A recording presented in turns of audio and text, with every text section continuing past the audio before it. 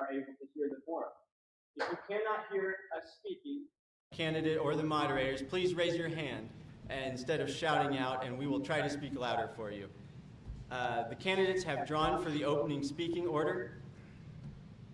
I was a 2. Roberto Seda drew number 1, and he will be opening tonight's forum, and then we will alternate. So let's begin. Our first question gives voters an opportunity to learn more about each of you. Please introduce yourself, describe your connection to House District 91, and explain how your experiences in the district have prepared you to represent its families, businesses, and communities at the Oklahoma State Capitol. First of all, I want to thank you, Parker and John, for having us. I do want to introduce, before we get started, my wife and my son who are here in attendance, and I'll ask them to stand up, but they are the ones that put up with me day in and day out, so I do want to thank them for their patience. But so my name is Roberto Seda, and I've been a part of this district for 20 years. I moved here in 2001. I used to work out at General Motors, and when they closed down, I moved away for a little bit, but I moved back in 2011 on purpose, and I've made this my home. I do have an engineering degree, an MBA, and a law degree, and in 2019 I started my own law firm here in the district. It's at 104th and Penn, and I've grown it from working out of the house now into what it is. We help families through probate and estate planning, and so we get the privilege of working with families, trying to protect what matters most to them. Through this time, I've also raised my kids through Moore Public Schools. They've been here in Fisher, Brink, and Westmore, so I feel very well connected to this community. My wife's a real estate agent. She runs her team here also in the community. And for 20 years, we've built those relationships, and I think that is part of the reason that I want to make sure that whoever is elected next is representative of our district and understands our district in and out. And I feel like I've put in the time, and we've built those relationships to do so. All right, thank you. And Teresa. Well, again, excuse me, thank you for having us here tonight. I do appreciate it, and I appreciate everybody that showed up tonight. I'm Teresa Sterling, and I've got some notes to just keep me on task, because I am not a politician or a public speaker. But I was born and raised in Oklahoma. I lived in Oklahoma City for 28 years, lived in Cleveland County for 32 years. I'm a lifelong Republican. I became a Republican at the age of 18 years old, voted for Ronald Reagan for the first time. And I'm proud to say that I am the only OKC GOP candidate in this race. I am a wife and a mother and a Mimi to 2 of the most perfect granddaughters you will ever meet. And simply put, I'm just your neighbor. I am your neighbor. I have lived with you in this county for 32 years. I joined the Oklahoma City Police Department at the age of 21. I was a baby, and I served there for 26 years, had to retire because I had to have my back fused from my neck to my tailbone, and they don't let you do the job anymore after that. And I believe that job actually makes me uniquely qualified to serve as your representative. As a police officer, we have 2 jobs, and the first job is to protect the citizens.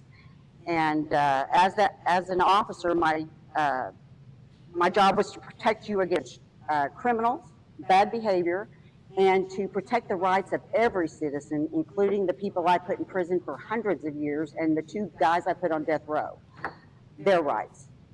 As your rep, I can promise you that that is something that I will take very seriously. I will always protect your personal safety, and I will protect your God-given rights to recognized under the Constitution and the life born to bear arms, worship. And the second job is to solve problems. And I've got time, so I'll just say I will bring those skills with me too. This next question will start with you, Teresa. There are a plethora of committees that, if elected, you could potentially be assigned to in the House. What would be your first choice for a committee assignment, and why? Well, obviously, my first choice would be public safety, because that is my expertise. That's where I shine. I understand that field. I know it in and out. I know, as a police officer, we had to know the criminal statutes backward and forward. We had to know how to find our way through them, what laws, what crimes were committed when we went out to a scene. We had to know what crimes were committed. You don't want to overcharge, you don't want to undercharge, you want to make sure that those people end up where they're supposed to be. So that would be my first choice, for sure. Okay. And Roberto, same question? I think for me, I would probably see if they would let me on the fiscal responsibility and budget committee. I think that when I look at government, as a conservative, I want limited government, but I also want efficient government. And having run my own law firm and grown it to where it's at, I've got to run a budget every year. I've got a profit loss statement that comes into my email every Monday morning because I want to know where we're at. And through that, I've had to make hard decisions. As we've grown, I've added more people, and I've been able to make some hard decisions. I've had to let some people go and hire more people. But I always, at the end of the day, realize I can only spend as much as I bring in. So that profit loss and having to make those tough decisions are something that I think we don't look at very well in the government. And making sure that every dollar is allocated properly and utilized in the most efficient way. And I just feel like we've grown a lot in our government, and I don't feel like there's a lot of people that are looking for ways to cut costs and pass those savings down to the people that are feeling it day in and day out. All right, thank you. Our next question, candidates frequently discuss several priorities during a campaign, but a new legislator must decide where to begin. If elected, what is the first piece of legislation you would introduce or seek to co-author? Please explain what the legislation would accomplish, why it should be a priority for House District 91, and how you would build enough support to pass it. Roberto, if you'll start us off. For me, I think I'm going to tackle property taxes for seniors. When I started door knocking August of last year, I live in the Fountains, and I know that property taxes and homeowners insurance I felt were the top two issues. And after a year, I feel like that has resonated in the district, and it's been confirmed by the people that I've talked to. So in protecting our seniors, I actually had a conversation with a homeowner here in this neighborhood who said that her and her husband are looking to retire in a couple of years. And because of property taxes and the homeowners insurance, they don't feel like they can survive or afford to live in this neighborhood. And that hurts me at my core because people have worked a lifetime to build their savings and build a community here. And we're, our seniors are losing that. So proposing, when I first started, I thought maybe, okay, let's double the income limit for our property taxes in order for our seniors to qualify. And through conversations and with my community, I've actually come up with others. Maybe we can do a phase out, where at 65 you start phasing out down to zero by the time you hit 70. We do that on our taxes, why not on our property taxes? Or I spoke with a lady earlier this year. She was 73 and did not realize that she could freeze her property taxes. She was under the income limit, so she had 8 years at 73 where she could have frozen those property taxes a long time ago. And so for me, let's make it automatic at 65. Why are we going to make our seniors jump through hoops in order to qualify for that freeze? And then why not just do away with the income limit? So as an engineer, I come up with a lot of solutions and then see which ones are viable. And so those are some of the proposals that I've come to put together through conversations with the residents here. Teresa? On a personal, there's few things that I would do, but on a personal level, my biggest bill would be protecting the elderly. It would be a multidisciplinary team approach, just like we have in child abuse, protecting the elderly from abuse and neglect. My mother was in a nursing home rehab center. She died in there from neglect and abuse. And she was 75. She'd have gone home from that rehab center She didn't make it there. She died Christmas Eve, 2017. And I would pattern this law after the child abuse law, where it's a multidisciplinary team approach. You bring in all the disciplines. You bring in doctors, nurses, investigators, the attorney general, and the nursing homes, and anybody else who has an interest in protecting the elderly or dealing with the elderly. And you don't just investigate crimes, but there would be a branch of that would go off and find out what the root causes are, why people are dying in nursing homes, what is the issue. And we would identify that, and we would propose get laws proposed to fix these issues. And I don't think nursing homes wake up, or nursing home staff wake up every morning and go, what am I going to do today to kill an elderly person? I don't believe that. I can't believe that. I believe they want to be better. And I believe the state of Oklahoma wants to be better. And I would be at every legislative doorstep say we have to do better. And just bring them along for the ride. I would add it into the child abuse units that are already exist in each county. Thank you. And Teresa, we'll start with you on this next one. We're moving into policy issues. So property rights are a hot button issue at the state capitol, especially where turnpikes are concerned. With the expansion of the Toby Keith Turnpike to the south of District 91 and the potential for the Yukon Turnpike to turn south, come past Will Rogers and connect with I-44, what is your overall view of the Oklahoma Turnpike Authority, the job they're doing, and what, if any, legislation would you support in relation to turnpikes and the OTA? I am not a fan of the Turnpike. I think that they are an organization that they create new turnpikes to pay for failed turnpikes. I believe that we need to do a comprehensive investigation into how their money has been spent, and we need to really dive deep into them. That's popular with some people and it's not popular with others. You can put lipstick on a pig, but naming a turnpike Toby Keith's Turnpike doesn't make it any more attractive to the citizens that the government is taking the land from. It's still an ugly process. You can name it one of the most beloved country western singers in the world, and especially in this state and in this area, but it is still ugly. And I just think we need a financial audit to see where their money has gone in the past for every turnpike, what's failed, what's worked, and if they're bankrupt because they need a new turnpike to pay for old turnpikes, then we have to do something different. We cannot keep throwing money at everything that we do. It's exhausting, it's expensive, and we're tired. I'm tired. Everybody I've talked to is tired. Stop throwing money at the problem. That's my solution.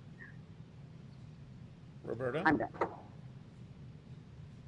So I think that the turnpike, it's a necessary evil almost as progress. As we grow, I know that if I go south on I-44 in the late afternoons, it's congested. So I can see the benefit of the turnpike.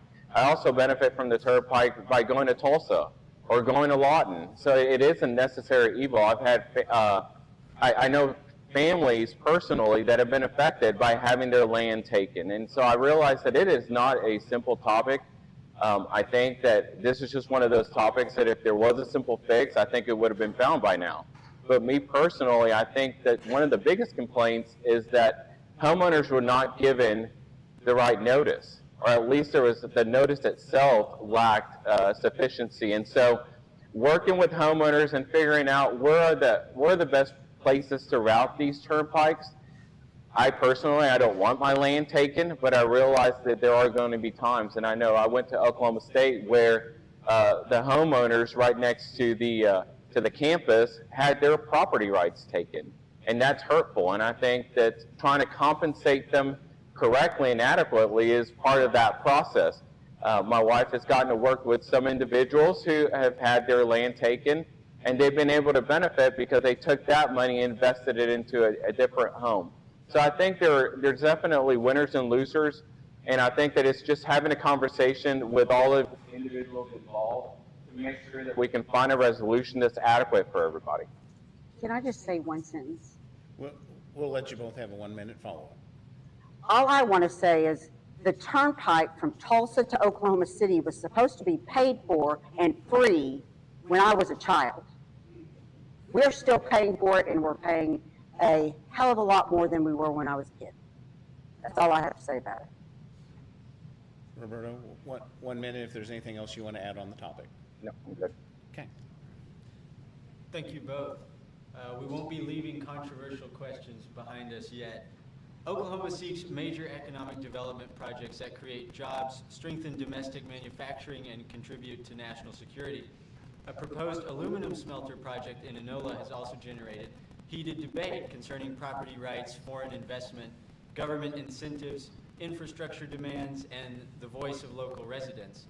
What lessons should Oklahoma learn from this project, and how would you apply those lessons if a major industrial, commercial, or foreign-backed development were proposed in or near House District 91?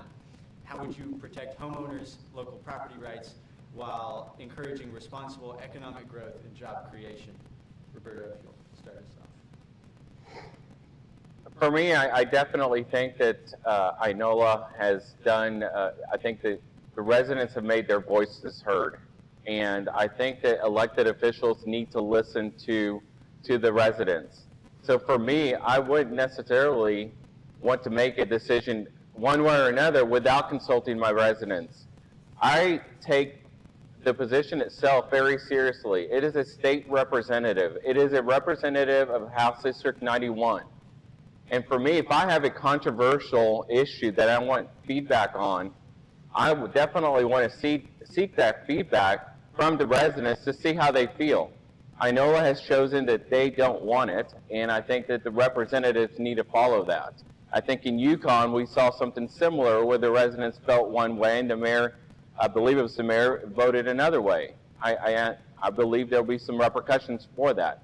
But for me, it is not my duty at the end of the day. I want to make an informed decision, and that starts by having conversations. We need more jobs, right? AI is coming. Some people are going to start losing their jobs. We need job creation, and we need to look for opportunities. But I also don't want those opportunities to be at the expense of others, especially if there's environmental concerns to go along with whatever project may be proposed. So I think it starts with having a conversation, both locally and at the state level, to see what the pros and cons are before making a decision. Thank you. Teresa. Well, I have talked to a lot of people about this in the district, and one thing I will tell you, I can promise you, is that if I'm elected, I'm going to make sure that no money from this district goes for that project, because the people, at least the majority of people that we've had a conversation with, they don't want this kind of business in our country. I certainly don't. They don't want it in their neighborhood. They don't want it in the district. And they want people to listen to, they want the elected officials to listen to the people. The people in this district don't want it. They don't want to pay for it. They don't want to pay for electricity. They don't want them to use our water. They don't want them to use anything involved in this district. I promise you one thing, I will apply my help to make sure that this district works. And like any other thing, I'm an expert in a lot of things, or in what I know. I'm an expert in what I am an expert in, but I'm a student in a lot of things as well. And the things that I'm a student, I will always seek to find the expert. I'm going to, if you ask me a question and I don't know the answer, I'm going to say, you know what, I just don't know. But I will do just like I did as a police officer. I will investigate. I will work at 150%, giving it my all, and I will find the answer. I will seek out the experts. I will seek out the people that it will affect either good or bad, and I will do everything I can to mitigate the circumstances, or it's going to be a no vote for me if it's going to hurt the people in my district. Thank you both. All right, and this question will start with you, Teresa. According to the National Assessment of Educational Progress, Oklahoma ranks at or near the bottom in reading, writing, and math for both 4th and 8th graders. What, if any, legislative solutions would you support to improve our rankings? Well, my son is a teacher, and I can tell you he's very disillusioned with the fact that he teaches 10th and 11th grade English, and he has to stand in front of the class and read to them. This is a problem. They cannot read. They don't understand the words coming out of your mouth. And it's just common sense. We got away with common sense. I don't know when we decided we weren't going to use it anymore, but we got away with common sense when we decided to stop teaching phonics and real math. And we went to this crazy math that no adult can help a child with, other than a teacher who's educated in it. And it's simple. We don't have to reinvent the wheel. We do what Mississippi did, the Mississippi Promise. You provide tutors 1st through 3rd grade. When a child falls behind, they get a tutor. You get them up to par. The next year, if they fall behind, you get them a tutor. You do this for 3 years in the beginning of their life. By the time they get to 4th grade, it's almost impossible to catch up. They reserve the right in 3rd grade to hold a child back. They hold very few children back because they have done such a great job of keeping their kids on the level they should be. And, you know, we can't just throw money at a situation. We pay more per student than any other country in the world, and we have the worst outcomes. We have to go back to the drawing board, sit down with our big cheap tablets at the big table with the grown adults, or maybe we have to do it with the kids, I don't know, and just figure out solutions for these problems. And Mississippi Promise has worked so well with children. 1st through 3rd grade are first in the nation right now in reading and math because they invested in their kids. And the parents are involved. They're actually learning because they are part of generations that were left behind, and we can't lose enough generation kids. We can't help them. I'm sorry.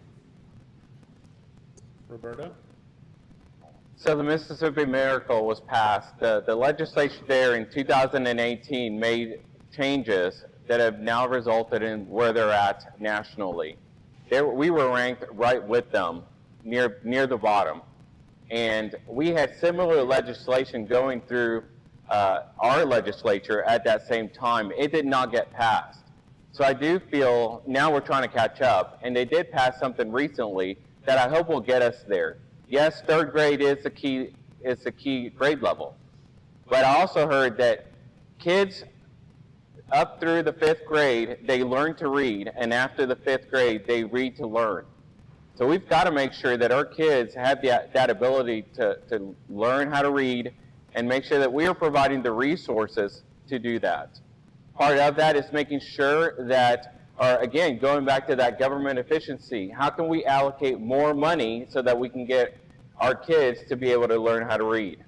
I'd love to work with educators who see these kids day in and day out, and let's get proposals from them in addition to mandating that our kids have the ability to learn, know how to read by the time they're in 3rd grade. So for me, it's having that conversation. Look, I've been very blessed in our district. My kids have gone through Fisher, Brink, and Westmore. My older 2 kids both graduated with 35s on their ACT. I feel sorry for my youngest one, right, and the expectation that's set on him. No pressure, bud. But our schools that my kids have been a part of have been great relationships. But I also think it starts at home. And how do we set that expectations for parents to be involved in their kids' future? So for me, it's trying to come up with ideas there also.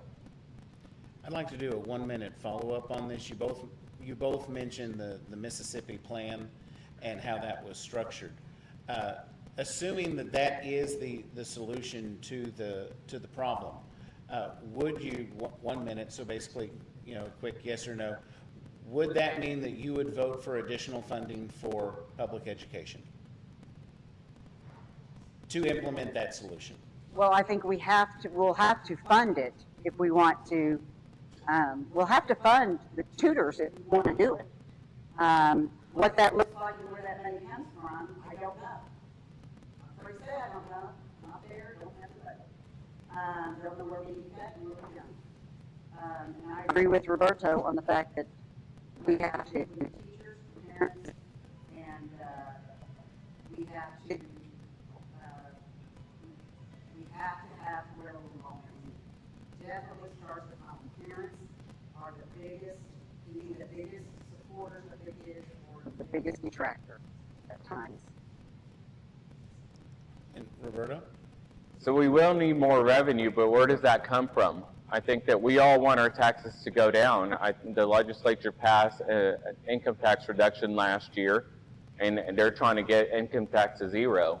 So we all want to pay less taxes. So if we don't want our taxes raised, where does that money come from? And I think that it goes back to figuring out where's our government inefficient and how can we reallocate those dollars so that we can provide for tutors and so that we can provide for the appropriate testing and giving them the tools that they need in order to succeed.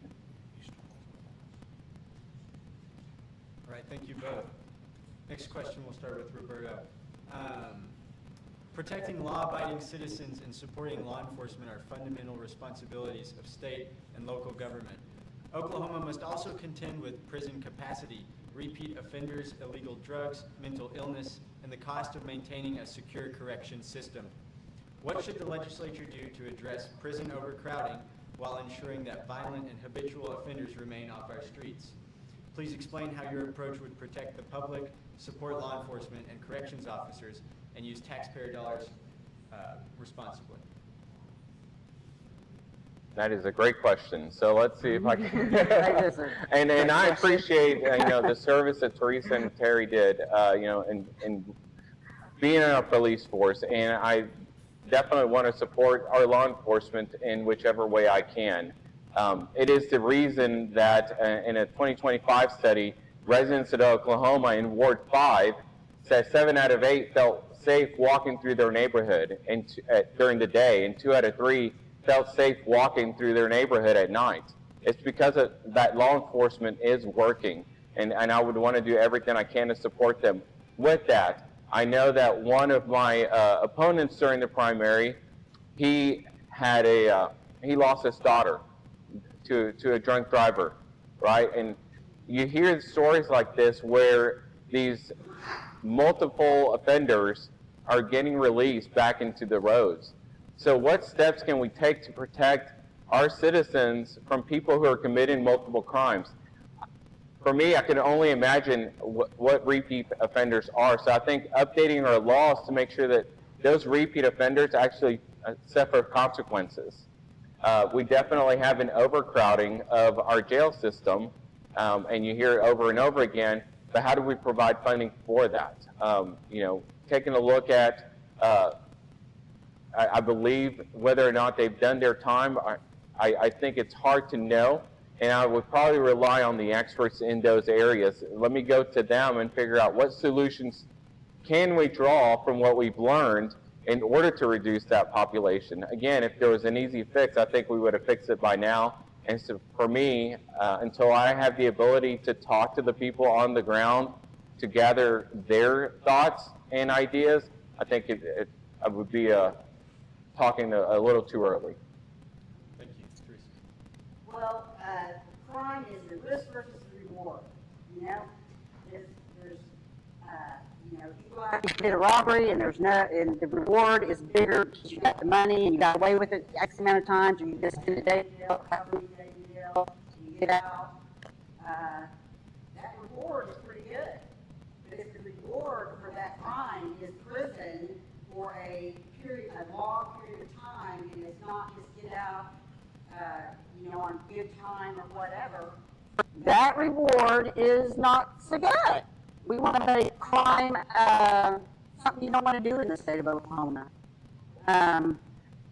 And with regards to fixing the prison system, that is a beautiful question.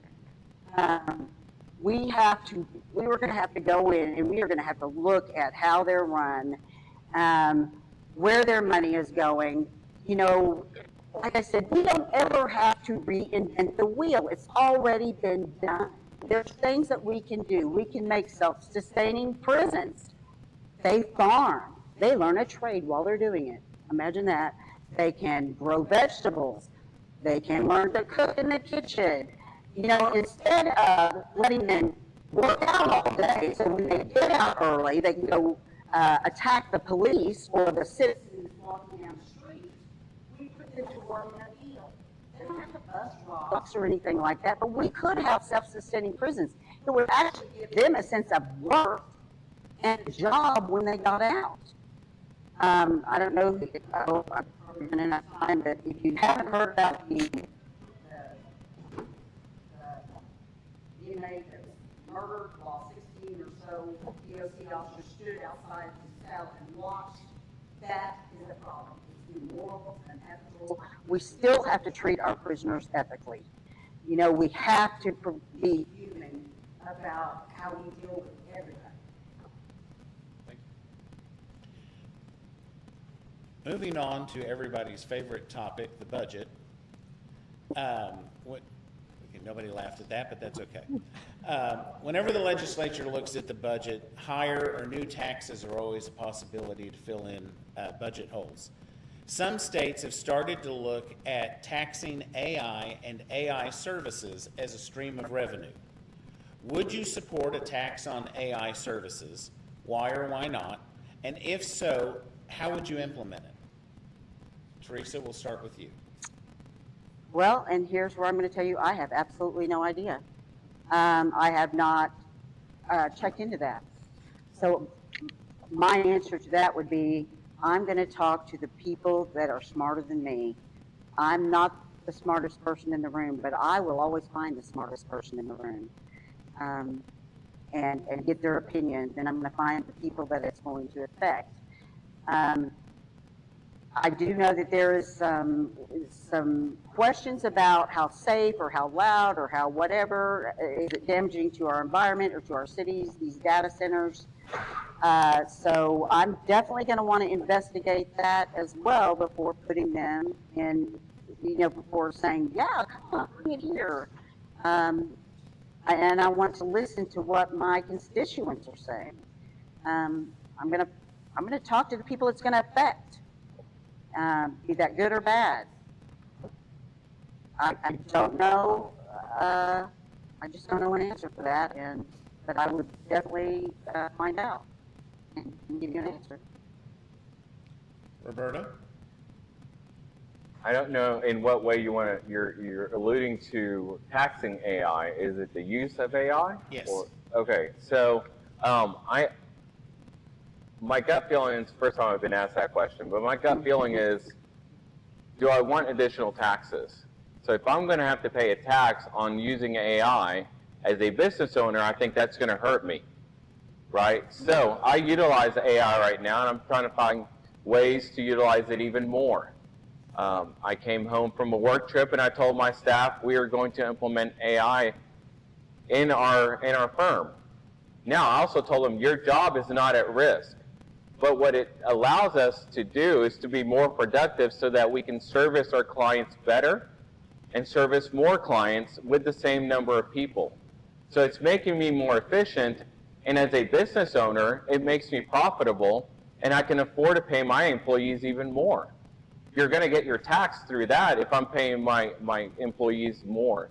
But generally, I think that it does create efficiencies if you're utilizing AI. And for me, right now, my gut tells me I would not, unless there's a different argument to be made for taxing. Again, I don't want to increase taxes, and that's just one that my gut tells me I would not do. All right, thank you both. Rising property values can produce higher property tax bills even when a family's income has not increased. This can be especially difficult for seniors, veterans, and families living on fixed incomes. At the same time, Property tax revenues support schools, counties, municipalities, and other local services. What property tax reforms would you support to protect homeowners and preserve the right to own and remain in one's home? Please explain how your proposal would affect local schools and essential services. So our property taxes, I looked at my property tax bill, and what I'm paying now versus in the past, it's gone up 15% since 2020. I think we're all feeling the burden of that property tax. But when you look at what it actually goes towards, about 78% of that it goes towards education. It goes towards more Norman. It goes towards more public schools. And it was interesting, I was having a conversation and I realized that we all pay property taxes. But those property taxes are actually what keep our home values up, right? So if we let our educational system go to waste, then our property taxes, our home values are going to go down. So if you look at More Norman, I think that it's important for people to realize the benefit that More Norman provides for high school seniors that have graduated that then can take additional courses for free. Or I've benefited from More Norman by having them come into my business and actually teach a class at no cost to the business. And they do all these classes to help improve employee skills at no cost to the business other than the actual cost to run that class.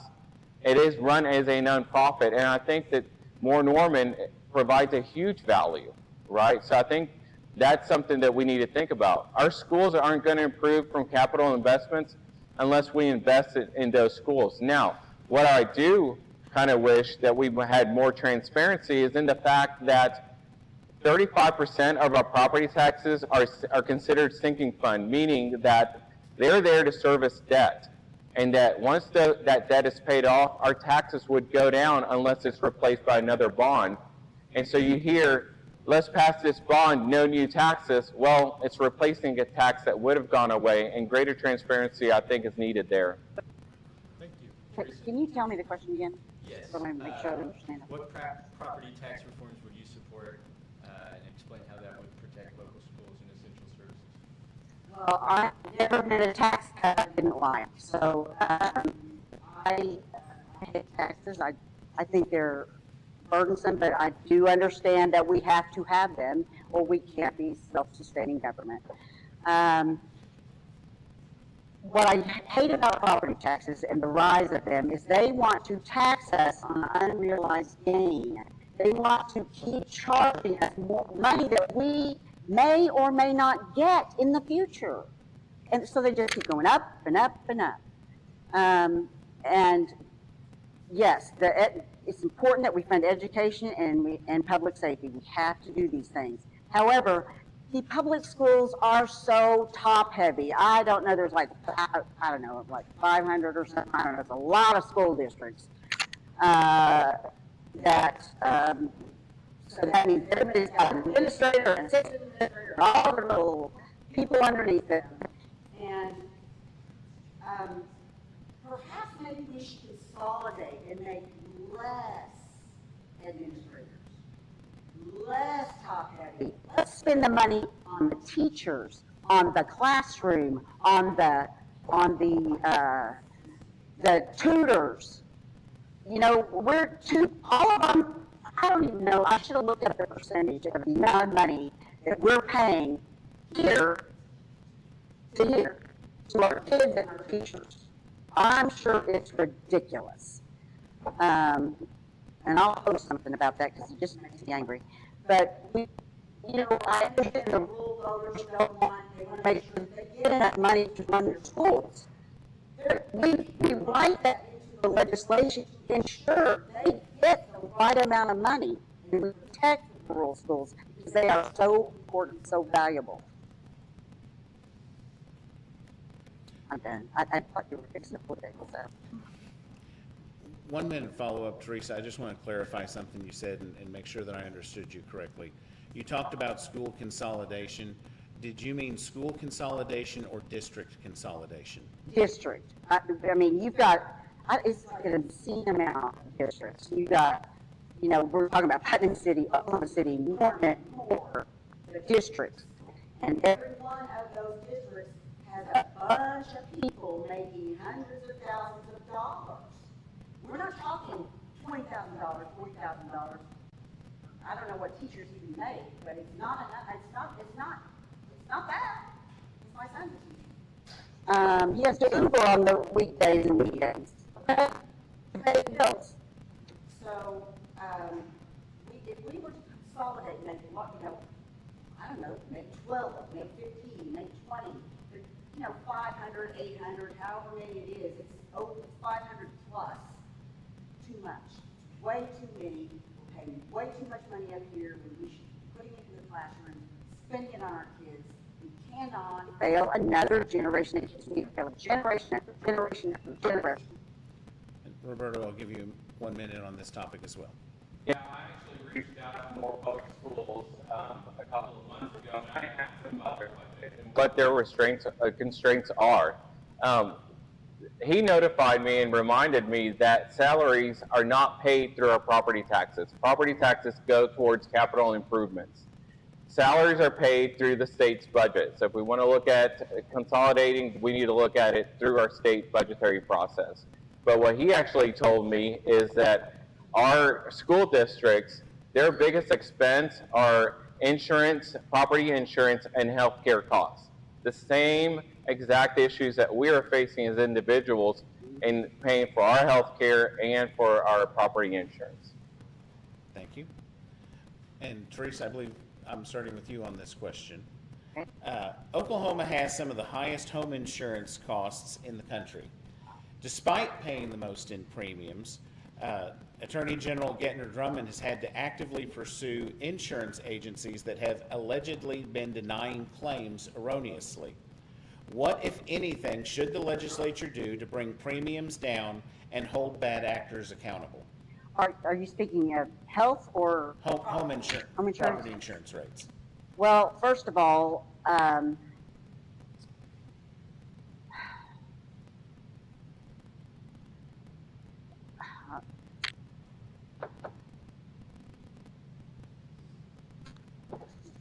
I think we need to make sure that the market is competitive, because with competition brings excellence. It brings prices down. So we have to make sure that we have good competition. We don't limit. We make sure that these insurance companies are doing their job. And if they're not doing their job, there's some kind of consequence. We have gotten away from a world where we actually get consequences for our bad decisions. I'm at Gen X. I was the latchkey kid that had to come home and make decisions on what to do. And if I made the wrong decision, I paid the consequences. There's no consequences for our children, for people, or for businesses anymore. And if you're going to scam or not take somebody's claim, there should be consequences for that. Be it criminal, because it's fraud to me if you're not taking people's claims so that you can keep your money. That to me is fraud. So that to me is a criminal charge. But then there's also civil charges that you can do. But we have to make sure there are consequences for bad behavior. We have to go back to that. Roberto? So homeowners insurance is the number 2 issue on people's minds in our district. I know that when I bought my house in 2013, I paid $1,650 that first year. I actually looked up at my updated premium earlier this week. It's at $6,900. I'm paying more than 4.5 times or more than 4 times as much as I did when I moved into my house. It's a real cost to me as an individual, and that's being felt throughout our district.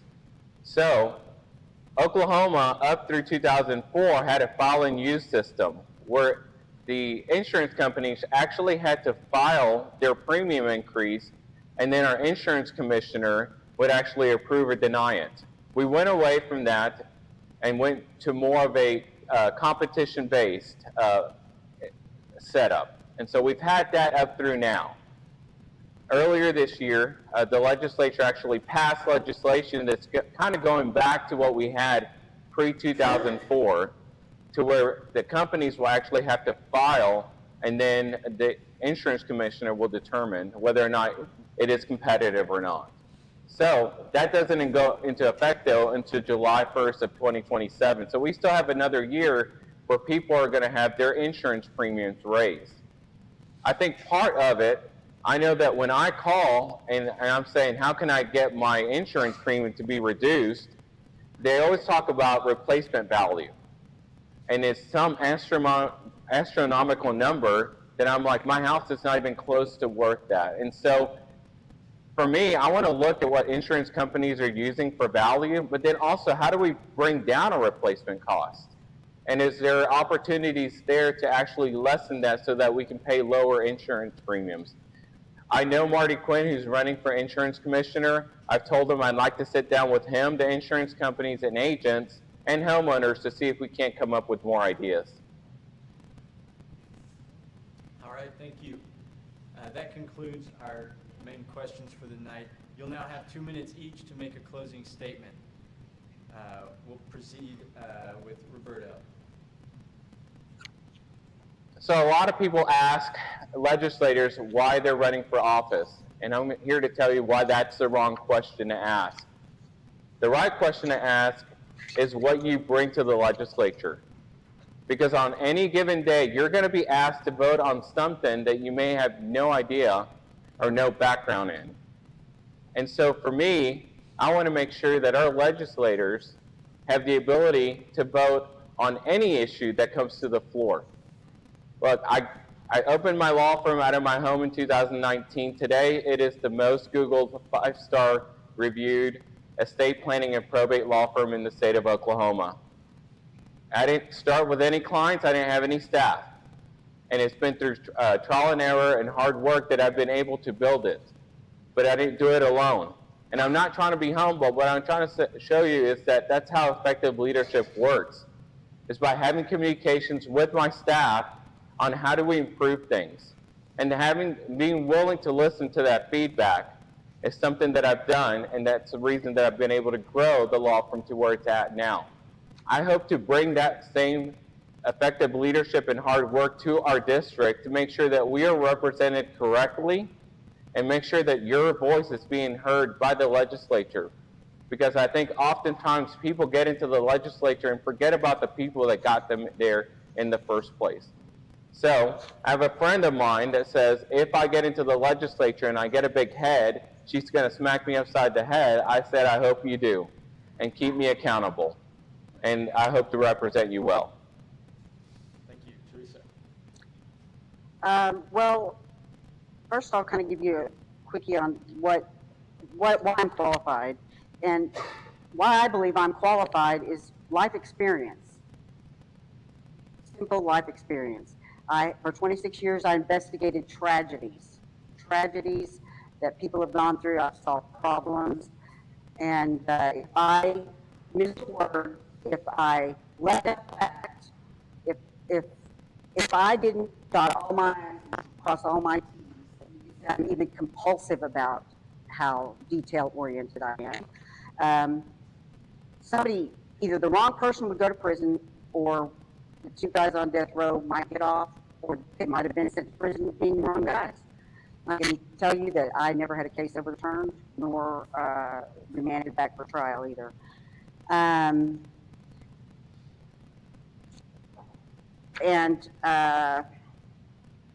My husband's always on me for not pounding my chest and telling everybody how wonderful I am and why I'm wonderful and all these awards and all this and all that. Well, you know why I don't do that? It's because behind every single award I have is a trafficked child, a raped child, a dead child, or a dead adult. And to me, that's very personal. I would burn every award, every award I have, every piece of paper that says you're a great cop, if I could bring back one child or one adult. Unfortunately, that's just not how it works. So when I look at it, you've got a choice to make. You could pick the person who's been a Republican for the past 32 years, or 42 years, who has spent their entire adult life working and living as a Republican. No other, I've never voted for a Democrat ever, or somebody who's got a proven record of service to the community, or you can vote for somebody who just became a Republican, who doesn't have a proven record as a conservative Republican. And that is your choice. And I know that the choice that I would make, and that would be, and I know who will fight for you. That's me. Right, thank you both. Can we give a big round of applause?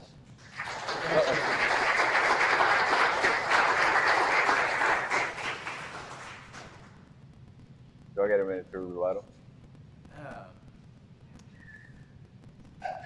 Sure, real quick. Well, I just want to say, I did re-register as a Republican from an independent in December 2023, but that doesn't change the fact that I have conservative values and that I've been part of the community for 20 years.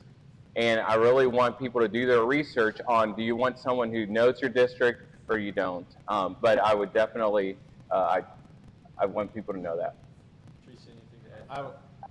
Let's I cut was it just off saying, there. can I just rebut that? Well, what I was Knowing your going to say district is, thank you both for coming out. Of all the races that are going on, you're the two that agreed to sit down and actually have a conversation on the issues. And we both respect that. The party respects both of you for being willing to sit down and have a positive discussion on the issues. And we appreciate it. We said we were going to end at 7:30. It's 7:32. So we're going to wrap it up right there because Parker's got a habit of actually being on time, and we don't want to ruin his track record. For those of you that are in the audience, I think both candidates are going to stick around if you want to be able to talk or ask any questions directly. But thank you for coming, and we'll conclude the evening with that. There are snacks in the back. Help yourself.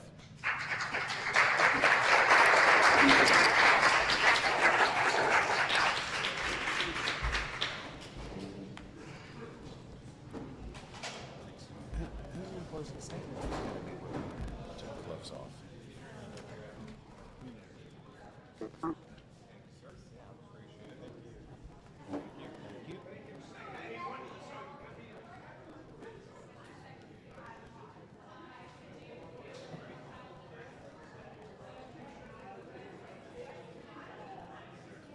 Teresa, did you take your mic off? Yes. Okay.